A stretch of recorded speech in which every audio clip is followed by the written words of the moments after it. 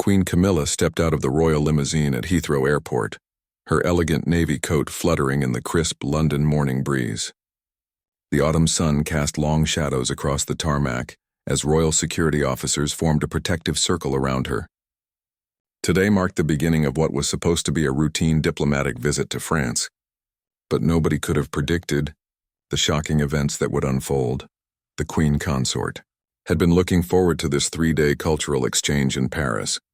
She carried herself with the grace expected of royalty, her pearl necklace catching the light as she walked toward the private royal aircraft. Behind her, palace staff wheeled her carefully packed luggage across the smooth airport surface. Sarah Mitchell, Camilla's longtime personal secretary, hurried alongside with a tablet containing the detailed itinerary. The trip included visits to art galleries, meetings with French cultural ministers, and a special ceremony at the Palace of Versailles. Everything had been planned months in advance, with every detail scrutinized by palace protocol officers. As they approached the aircraft steps, Camilla paused to wave at the small group of photographers who had gathered to document her departure. Her smile was warm and genuine, reflecting her growing confidence in her royal role. The years since becoming Queen Consort had transformed her from a somewhat hesitant figure into a poised representative of the British monarchy. Inside the aircraft, the royal quarters had been prepared to her exact specifications. Fresh flowers adorned the small dining table, and her favorite Earl Grey tea was already brewing. The cabin crew, specially trained for royal flights, ensured every comfort was available for the 2-hour journey to Paris. Captain James Harrison, a veteran pilot with 20 years of experience flying royal family members, completed his final pre-flight checks. The weather forecast showed clear skies over the English Channel, promising a smooth journey. Everything seemed perfectly normal as the engines began their familiar whir. Meanwhile, in the cargo hold below, something extraordinary was hidden among Camilla's personal belongings. Nestled within her largest suitcase, wrapped carefully in layers of silk scarves and positioned between designer gowns, lay an object that would soon send shockwaves through the royal family and capture international headlines. The item had been placed there without her knowledge, inserted during the final packing process at the palace. It was small enough to escape casual notice, but significant enough to change everything once discovered. The person responsible had planned this moment carefully, knowing that royal luggage underwent different security procedures than ordinary travelers. As the aircraft taxied toward the runway, Camilla settled into her seat and opened a book about French Impressionist painters. She had no idea that her luggage contained something that would transform this routine diplomatic mission into one of the most talked-about royal incidents. In recent memory, the plane lifted gracefully into the sky, carrying not just the Queen Consort toward her destination, but also a secret that would soon be exposed in the most dramatic fashion. Below them, the patchwork fields of southern England gave way to the sparkling waters of the English Channel. In Paris, French officials were making final preparations for her arrival. The red carpet had been rolled out at Charles de Gaulle Airport, and security teams had swept the route to her hotel multiple times. Protocol officers reviewed the greeting ceremony one last time, ensuring everything would proceed flawlessly. Back on the aircraft, Camilla enjoyed a light lunch of smoked salmon and cucumber sandwiches, while reviewing notes about the French dignitaries she would meet. Her lady-in-waiting, Lady Catherine Pemberton, sat nearby organizing the Queen Consort's schedule for the following day's events. The crew received clearance for their approach to Paris, and Captain Harrison announced they would be landing ahead of schedule due to favorable tailwinds. As the aircraft began its descent over the French countryside, no one aboard could have imagined that within hours, this seemingly routine royal visit would become front-page news around the world. The landing was smooth and precise, exactly as expected for a royal flight. As the aircraft came to a stop at the private terminal, French officials gathered at the bottom of the aircraft steps, ready to extend their warm welcome to the visiting Queen Consort. Camilla gathered her personal items and prepared to disembark, completely unaware that her carefully packed luggage was about to become the center of an international sensation. The secret hidden within her suitcase was about to be discovered, leading to scenes of shock, confusion, and raw emotion that would be remembered for years to come. The aircraft door opened, and Camilla appeared at the top of the steps, Smiling and waving to the gathered French officials below, she descended gracefully, ready to begin what she believed would be a pleasant and uneventful diplomatic visit to one of Britain's closest allies. The Charles de Gaulle Airport private terminal buzzed with carefully orchestrated activity as Queen Camilla's feet touched French soil. Ambassador Sir Richard Whitmore stepped forward with a formal bow, presenting her with a beautiful bouquet of white roses and lavender, symbols of peace and friendship between the two nations. French Minister of Culture, Madame Elena Dubois, greeted Camilla with the traditional air kisses, speaking in perfectly accented English about how honored France was to welcome her. The Queen Consort responded graciously, expressing her excitement about exploring French art and culture during her visit. Behind the scenes, palace staff supervised the unloading of the royal luggage from the aircraft's cargo hold. Each piece was handled with extreme care, as was customary for royal belongings. The Queen Consort's personal effects would be transported separately from the official diplomatic bags, following strict security protocols that had been refined over decades. Detective Inspector Marcus Webb, head of the Royal Protection Detail, watched the proceedings with trained eyes. His team had coordinated with French security services for weeks, ensuring every aspect of the visit would proceed without incident. Nothing seemed unusual as the luggage was loaded into the secure transport vehicles. The motorcade journey into Central Paris took 45 minutes through streets that had been carefully cleared and secured. Camilla sat in the back of the armored Bentley, admiring the autumn colors of the trees lining the boulevards. She chatted easily with Lady Catherine about the upcoming visits to the Louvre and Musée d'Orsay. At the luxury Hotel Le Bristol, where the royal party would stay, staff had been preparing for weeks. The presidential suite had been redecorated according to British royal preferences. With fresh flowers in every room and afternoon, tea service arranged for precisely 4 o'clock each day. As the motorcade pulled up to the hotel's elegant entrance, dozens of photographers and journalists had gathered behind security barriers. Camilla emerged from the vehicle and waved briefly before disappearing into the hotel's marble-columned lobby. The French press noted her relaxed demeanor and stylish appearance. Hotel manager Philippe Moncler personally escorted the Queen Consort to her suite on the 7th floor. The spacious rooms overlooked the famous Faubourg Saint-Honoré shopping district, and afternoon sunlight streamed through tall windows draped in silk curtains. While Camilla settled into her accommodations, her luggage was being transported through the hotel's service entrance. The bags were taken directly to a secure storage area where they would be unpacked by her personal dresser, Mrs. Dorothy Fleming, who had worked for the royal household for over 15 years. Mrs. Fleming began the familiar routine of unpacking the Queen Consort's belongings. She had performed this task hundreds of times during royal tours, arranging gowns, accessories, and personal items with practiced efficiency. Each piece of clothing was carefully removed and hung in the suite's spacious wardrobes. The afternoon schedule called for a rest period before the evening's welcome reception at the British Embassy. Camilla enjoyed a cup of tea while reviewing briefing notes about the French officials she would meet. Everything was proceeding exactly according to plan, and she felt confident about the days ahead. Meanwhile, Mrs. Fleming worked methodically through the largest suitcase, removing layers of carefully folded garments. She had packed these items herself at Clarence House just 2 days earlier, following the detailed wardrobe schedule prepared for each day of the visit. As she reached the bottom compartment of the suitcase, her fingers encountered something unexpected. Wrapped in one of the Queen Consort's silk scarves was a hard, rectangular object that definitely had not been there when she packed the bag. Mrs. Fleming's experienced hands immediately recognized that something was wrong.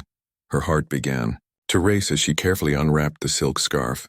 What she discovered inside would change everything about this diplomatic visit. The object was completely unexpected and absolutely should not have been in the Queen Consort's personal luggage. Mrs. Fleming stood frozen for several moments, staring at the item in her hands. Her first instinct was to call for help, but years of royal service had taught her the importance of discretion. She needed to think carefully about how to handle this shocking discovery. The implications began flooding through her mind. How had this gotten into the luggage? Who had access to place it there? Most importantly, what would happen when others found out about it? The potential scandal could overshadow the entire diplomatic mission. She glanced toward the suite's main room where Queen Camilla was peacefully reading her briefing. Materials. Mrs. Fleming realized she had to make a crucial decision about whether to inform her immediately or seek guidance from the security team first. The object in her hands seemed to grow heavier as she considered the consequences of its discovery. This was far beyond anything she had encountered in her years of royal service.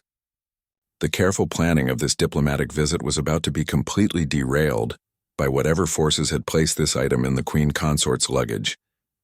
Time seemed slow as Mrs. Fleming weighed her options.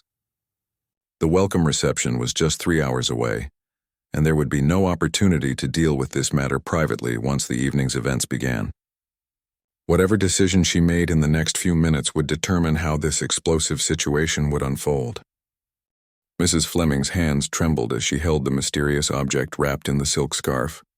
It was a small wooden box, antique in appearance, with intricate carvings along its edges.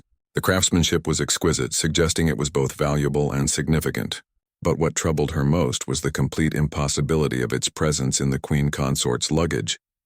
She had packed every item herself, following the precise inventory she had created weeks earlier. Every dress, every accessory, every personal item had been accounted for and carefully arranged. This box had definitely not been among them when she sealed the suitcase at Clarence's house. Taking a deep breath, Mrs. Fleming made her decision. She walked quickly but quietly to the suite's main sitting room, where Queen Camilla was reviewing her notes for the evening reception.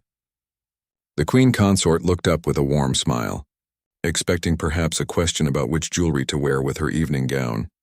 "Your Majesty," Mrs. Fleming began, her voice carefully controlled despite her inner turmoil. "I'm afraid there's something rather urgent I need to discuss with you privately." The formal tone immediately caught Camilla's attention. In 15 years of service, Dorothy Fleming had never used such a serious manner when addressing her. The Queen Consort set down her papers and gave her dresser her full attention. "What is it, Dorothy? You look quite pale." Mrs. Fleming approached carefully, still holding the wrapped object. "While unpacking your luggage, I discovered something that was not there when I packed your bags at Clarence's house. Something that absolutely should not be in your possession, Queen." Camilla's expression shifted from mild curiosity to genuine concern. "I don't understand. What kind of something?" Without saying another word, Mrs. Fleming carefully unwrapped the silk scarf, revealing the ornate wooden box. The Queen Consort stared at it in complete bewilderment, her eyes wide with confusion and growing alarm. "I have never seen this before in my life," Camilla said slowly, her voice barely above a whisper. "Dorothy, I can assure you that I have no idea how this came to be in my luggage." The two women looked at each other in stunned silence. The implications were staggering. Someone had gained access to the Queen Consort's personal belongings and deliberately placed this item among her things. The security breach was enormous, but even more concerning was the question of why. "Should we open it?" Camilla asked, though her voice suggested she wasn't sure she wanted to know the answer. Mrs. Fleming nodded reluctantly. Together they examined the small brass clasp that held the box closed. It opened easily, as if it had been designed to be discovered. Inside, nestled in faded red velvet, were several items that made both women gasp audibly. The box contained old photographs, yellowed with age, showing people they didn't immediately recognize. But there were also documents, letters written in elegant handwriting, and what appeared to be a small piece of jewelry. Everything looked decades old, possibly from the early 20th century. Queen Camilla picked up one of the photographs with shaking hands. As she studied it more closely, her face went completely white. The woman in the photograph bore a striking resemblance to someone she knew very well. But that was impossible given the obvious age of the image. "This can't be right," she whispered, her voice filled with shock and disbelief. Mrs. Fleming leaned in to look at the photograph.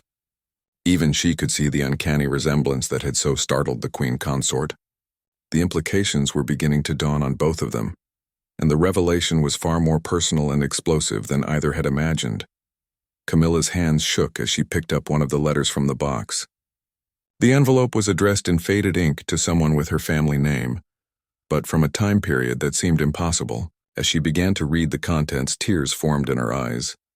"Dorothy," she said, her voice breaking with emotion, "I think these are family documents, but that's impossible. These appear to be from my grandmother's time, possibly even earlier. How could anyone have these? And why would they put them in my luggage?" The mystery was deepening with every item they examined. Each photograph and letter seemed to tell part of a story that neither woman understood, but which clearly had profound significance for Queen Camilla personally. Mrs. Fleming realized they were facing something far more complex than a simple security breach. Someone had deliberately chosen to reveal family secrets during this diplomatic visit, at a time when the Queen Consort would be in the international spotlight. Your Majesty, I think we need to contact Detective Inspector Webb immediately. This appears to be a very personal attack disguised as a security incident. But even as she spoke, Mrs. Fleming noticed that Queen Camilla was becoming increasingly emotional as she continued examining the contents of the box. Whatever these documents revealed about her family history, the impact on the Queen Consort was becoming more dramatic by the minute. The welcome reception at the British Embassy was now less than 2 hours away, and Camilla would be expected to appear composed and dignified before an audience of international dignitaries. Instead, she was confronting what appeared to be explosive family revelations that someone had gone to extraordinary lengths to place directly in her hands. The afternoon sun was beginning to set over Paris, casting long shadows across the hotel suite, where two women stared at a collection of documents that threatened to overshadow everything else about this carefully planned diplomatic mission. Queen Camilla sat in stunned silence, holding a letter dated 1943 that appeared to be written by her grandmother to someone named Henri. The handwriting was unmistakably familiar, matching letters she had received as a child, but the contents were unlike anything she had ever known about her family's history. My dearest Henri, the letter began, I write this knowing it may be the last time we correspond. The war has made our situation impossible, but I want you to know that what we shared in Paris will always remain the most precious memory of my life. Mrs. Fleming watched with growing concern as tears began streaming down the Queen Consort's face. In all her years of service, she had never seen her employer so emotionally affected by anything. The implications of these documents were clearly devastating to her on a deeply personal level. The photographs in the box showed a young woman who looked remarkably like Queen Camilla herself, standing beside a man in what appeared to be 1940s Paris. The couple looked deeply in love, and several images showed them at various romantic locations around the city. Dorothy, Camilla whispered, her voice trembling, if this is my grandmother, then everything I was told about my family history was a lie. She was supposed to have spent the entire war period in England. She never mentioned knowing anyone named Henri and certainly never spoke of any time in Paris. Another photograph showed the same woman holding a baby, with a note on the back written in French, Pour mon petit-fils bien-aimé, for my beloved grandson. The date written below was just months before Camilla's father would have been born. The revelation hit Queen Camilla like a physical blow. If these documents were authentic, they suggested that her grandmother had a secret life in Paris during World War II, possibly including a relationship that had been completely hidden from the family. Mrs. Fleming helped steady the Queen Consort as she continued examining the contents of the box. There were more letters, all suggesting a deep romantic relationship between Camilla's grandmother and this mysterious Henri. Some letters hinted at dangerous wartime activities and difficult choices that had to be made. One document appeared to be an official paper written in French with several official stamps. Although neither woman could read French fluently, they could make out dates and what appeared to be legal language. The document seemed to be some kind of certificate or official record. Your Majesty, Mrs. Fleming said gently, perhaps we should contact someone who can help us understand what these documents really mean. This could all be an elaborate hoax designed to upset you before tonight's reception. But Queen Camilla was too absorbed in reading another letter to respond immediately. This one was more recent, dated just 5 years earlier, and was written in English. It appeared to be from someone claiming to be Henry's grandson, reaching out to find members of his grandfather's wartime connections. Dear members of the Pemberton family, it read, I am writing to inform you of the recent passing of my grandfather, Henri Marcel Dubois. Among his possessions, I discovered letters and photographs that suggest he had a very close relationship with Elizabeth Pemberton during the war years in Paris. I believe she may be related to your family line.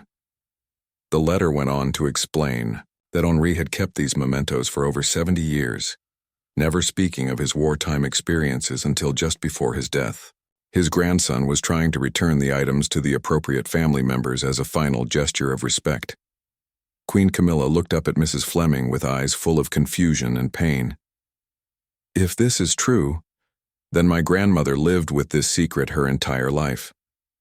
She never told anyone in the family about Henry or what happened in Paris during the war." The emotional weight of these revelations was overwhelming. Not only was the Queen Consort discovering hidden aspects of her family history, but she was also realizing that someone had gone to extraordinary lengths to ensure she received these documents during her diplomatic visit to France. Mrs. Fleming glanced at the clock and realized they had less than an hour before the Queen Consort needed to leave for the embassy reception.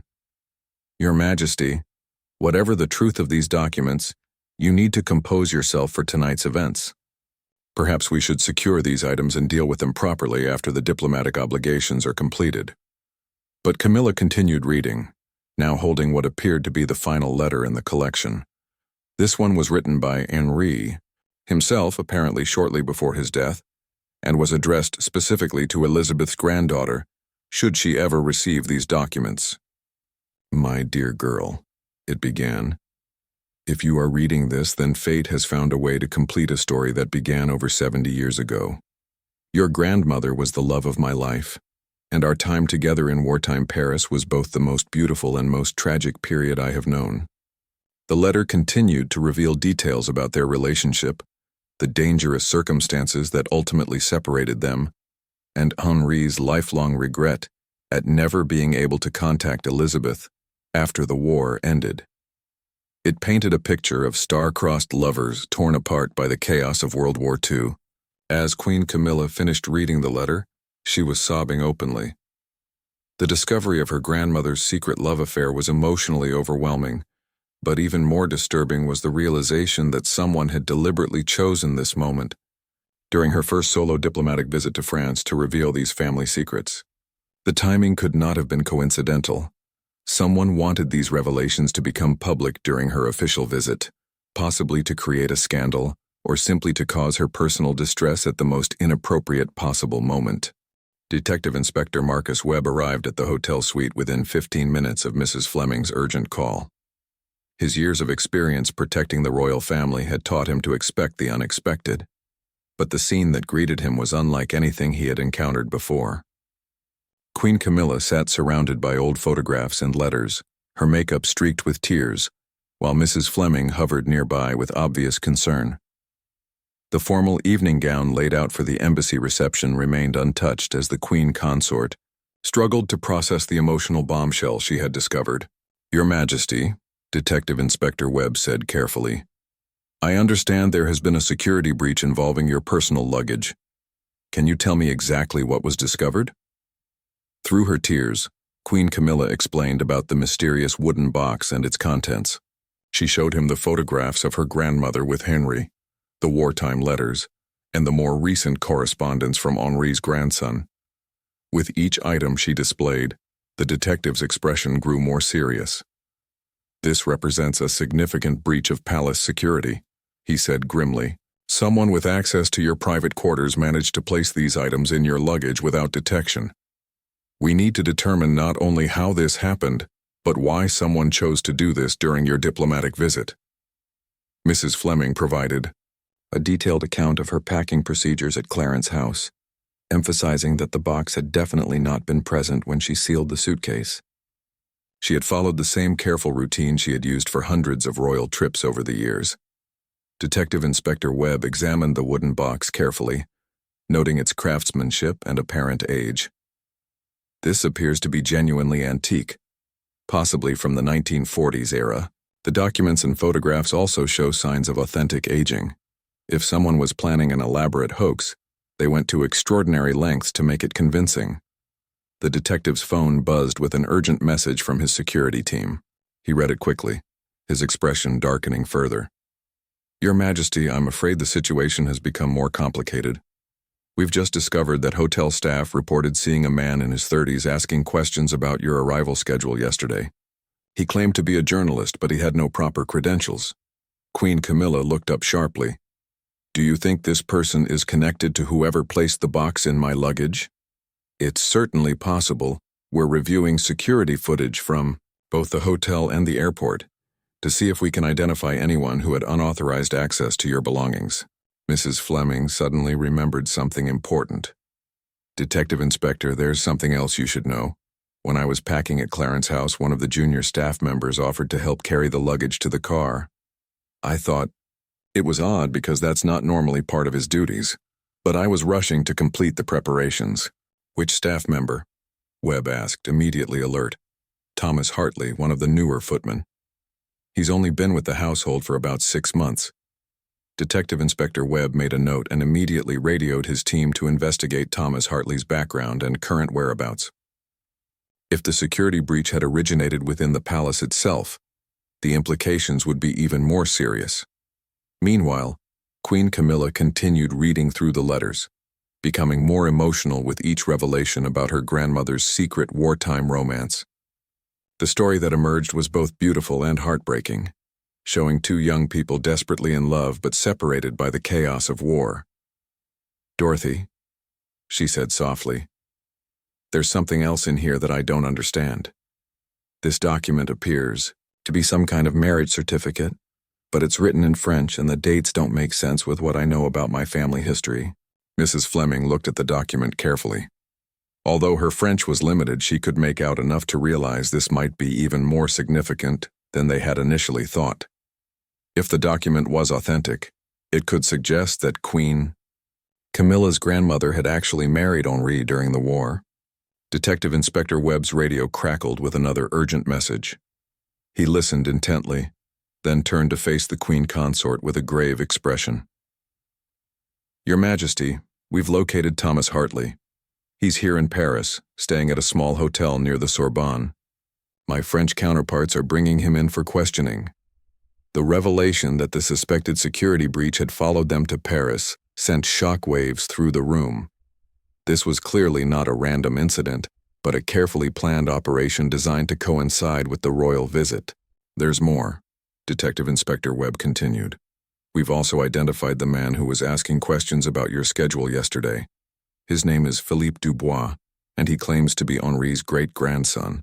He's been trying to make contact with your office for several months, but his letters were screened out by security protocols." Queen Camilla stared at the detective in amazement. "So this Philippe Dubois is the one who wrote the recent letter I found in the box?" "It appears so. It seems he became frustrated with official channels and decided to take more direct action to ensure you received your grandmother's wartime correspondence." The emotional impact of these revelations was overwhelming for Queen Camilla. Not only was she discovering hidden family history, but she was also learning that living relatives of her grandmother's wartime love were actively trying to reconnect with her family. Mrs. Fleming glanced at the clock and realized they were now dangerously close to the time when the Queen Consort needed to depart for the embassy reception. "Your Majesty, we have less than 30 minutes before you're expected at the embassy. Perhaps we should consider postponing tonight's events until this matter can be resolved properly." But Queen Camilla was still absorbed in reading the final documents from the box. What she discovered in those last few papers would prove to be the most shocking revelation of all, completely changing her understanding of her own family identity and forcing her to confront truths that had been hidden for over 70 years. Queen Camilla's hands shook violently as she held the final document from the wooden box. It was a birth certificate written in French, dated September 1944. As she studied the names and dates more carefully, the truth hit her like a thunderbolt that would forever change her understanding of her own identity. The birth certificate listed Henri Marcel Dubois as the father and Elizabeth Pemberton as the mother of a child born in Paris during the final year of the war. The child's name was listed as James Henri Dubois Pemberton, and the birth date matched exactly with what Queen Camilla had always believed was her father's birthday. "This cannot be real," she whispered, her voice barely audible. "This would mean that my father, that Henri was my grandfather, that I am part French." Mrs. Fleming moved closer to examine the document, her own face pale with shock. If this birth certificate was authentic, It meant that Queen Camilla's entire family history had been built on carefully constructed lies. Her father had been born in wartime Paris, not in England, as the family had always claimed. Detective Inspector Webb studied the document with professional skepticism, but the paper appeared aged appropriately and bore what looked like authentic 1940s French government stamps. Your Majesty, if this document is genuine, it would explain why someone went to such elaborate lengths to ensure you received these materials. The emotional weight of this revelation was crushing for Queen Camilla.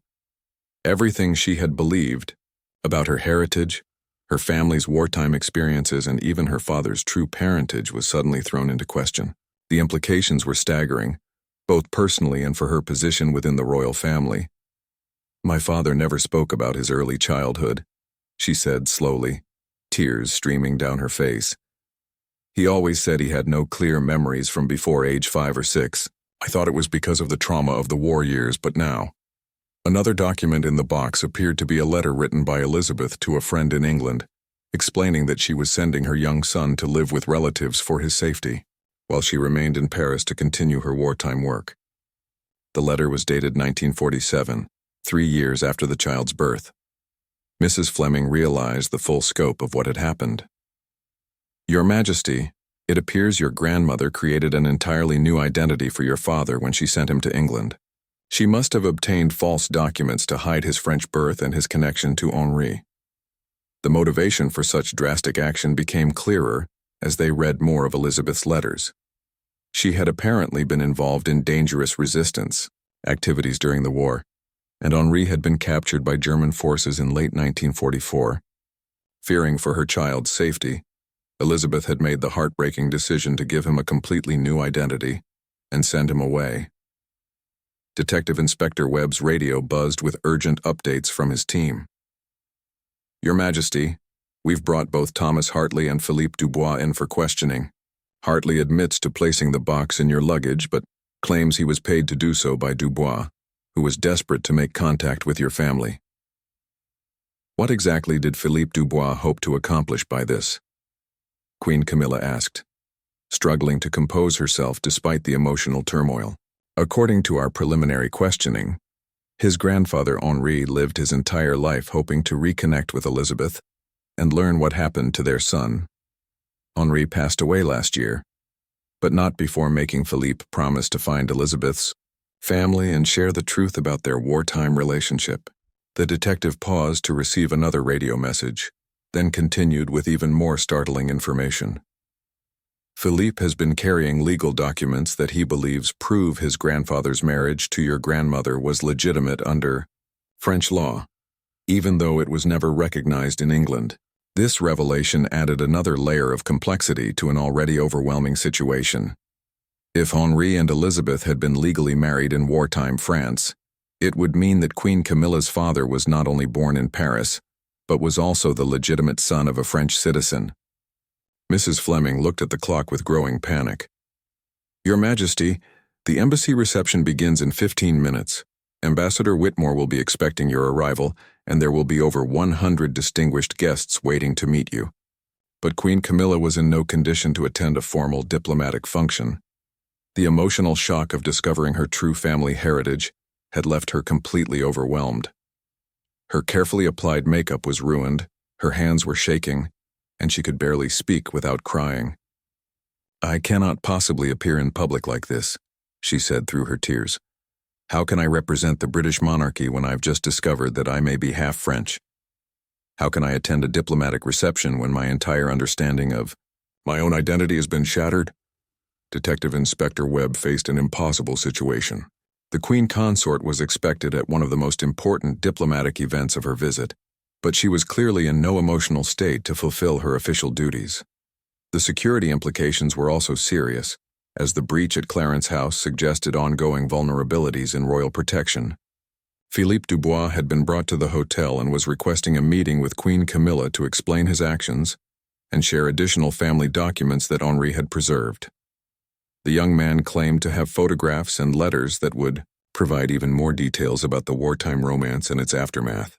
As the crisis deepened, Mrs. Fleming made a decision that would require all her years of experience managing royal protocols. She picked up the phone to call Ambassador Whitmore, knowing that she would have to find a diplomatic way to explain why the Queen Consort would not be attending the evening's reception. The most carefully planned diplomatic visit in recent memory was about to become a major international incident, all because of a wooden box containing 70-year-old family secrets that someone had been determined to bring into the light. 2 hours later, Queen Camilla sat across from Philippe Dubois in a private meeting room at the British Embassy. Her eyes were still red from crying, but she had managed to compose herself enough to hear the complete story that had brought them together in such dramatic circumstances. Philippe was a gentleman in his early 30s, with kind eyes that reminded Camilla remarkably of her late father. He had brought additional documents and photographs that painted a complete picture of the wartime romance between Henri and Elizabeth, and the tragic circumstances that had separated them forever. "Your Majesty," Philippe began carefully, "I want you to know that my grandfather never stopped loving your grandmother. Even after 70 years, he kept her photograph beside his bed and spoke of her as the great love of his life." Through her tears, Queen Camilla listened as Philippe explained how Henri had searched for Elizabeth after the war ended, but had been unable to locate her or their son. The chaos of post-war Europe, combined with Elizabeth's deliberate efforts to hide their tracks, had made the family impossible to find. "My grandfather believed until his dying day that Elizabeth had taken their son back to England and created new identities for both of them. He understood why she felt it was necessary, but it broke his heart to lose them both." Philippe showed her additional photographs of Henri throughout his life, including images of him visiting the places in Paris where he and Elizabeth had spent time together. Every year on their son's birthday, Henri had left flowers at the church where they were married, hoping somehow that Elizabeth might return. Detective Inspector Webb, who had been listening quietly, confirmed that all the documents appeared to be authentic. The French authorities had verified the marriage certificate and birth records, and there was no evidence of any forgery or deception. The security breach was serious, he told Queen Camilla, but the motivation was purely personal. Philippe and Thomas Hartley had been corresponding for months, trying to find a way to contact you through official channels. When that failed, they resorted to this dramatic gesture. Thomas Hartley had been released after questioning, as it became clear he had acted out of sympathy for Philippe's story rather than any malicious intent. The young footman had been moved by the tale of the separated wartime lovers and had agreed to help reunite the families. Ambassador Whitmore had managed the diplomatic crisis with skill, explaining to the French officials that Queen Camilla was dealing with an urgent family matter. The embassy reception had been postponed, and alternative arrangements were being made for the remaining diplomatic obligations. "What happens now?" Queen Camilla asked Philippe, still trying to process the enormity of what she had learned about her family history. "I have no expectations, Your Majesty. My grandfather's only wish was that you know the truth about your heritage and understand how much he loved your grandmother and father. He wanted you to know that you have family in France who have never forgotten you." The meeting concluded with Philippe presenting Queen Camilla with Henri's personal effects, including a ring that he had intended to give to Elizabeth as a wedding gift, but never had the chance to present. The simple gold band bore an inscription in French: "Pour toujours, mon amour, forever, my love." Over the following days, as the diplomatic visit continued in a much quieter manner, Queen Camilla had time to absorb the full impact of these revelations.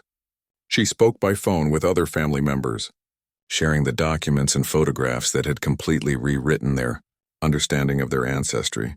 The story became public knowledge when French media discovered Philippe's presence in Paris and his connection to the royal visit. Rather than becoming a scandal, however, the tale of the wartime romance captured the public imagination on both sides of the English Channel. Queen Camilla decided to embrace her newly discovered French heritage, making an unscheduled visit to the church where her grandparents had been married. She laid flowers at the same altar where Henri had left tributes for 70 years, finally completing a circle of love that had remained broken for far too long. Philippe became a regular correspondent, sharing family stories and photographs that helped Queen Camilla understand her French roots. The relationship that had begun with such dramatic secrecy ultimately brought together two families that had been separated by the chaos of war and the necessary deceptions of survival. In her final evening in Paris, Queen Camilla stood on the balcony of her hotel suite, looking out over the city of light where her grandmother had found love and heartbreak during the darkest period of the 20th century. The wooden box that had caused such shock and emotional upheaval now sat on her dressing table, no longer a source of distress but a treasure trove of family history.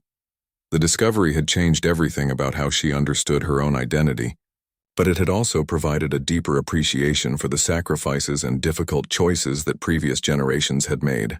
Her grandmother's wartime secrets had finally been revealed, bringing peace to Henri's memory and closure to a love story that had waited over 70 years for its proper ending.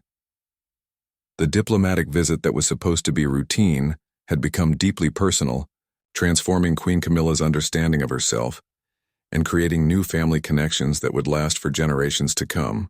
Sometimes the most shocking discoveries lead to the most beautiful reconciliations, and love finds a way to transcend even the longest separations.